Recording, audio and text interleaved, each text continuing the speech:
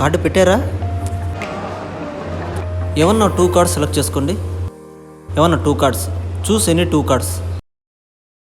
ఆ కార్డులు బయట తీసేయండి. ఆ కార్డులు నేను కూడా చూడొచ్చు. ఓన్లీ ఈ 2 కార్డ్సే మీ కార్డుని ఐడెంటిఫై చేస్తాయి. Okay right. పైన ఒక కార్డు పెట్టా, కింద ఒక కార్డు పెట్టాను, కింద ఒక కార్డు పెట్టా. ఆ మధ్యలో కార్డు తీసి చూడండి. కెమెరా కూడా చూపించండి. అదేనా? అది ఎంజాయ్ ఇట్. ఎలా ఉందో చెప్పండి.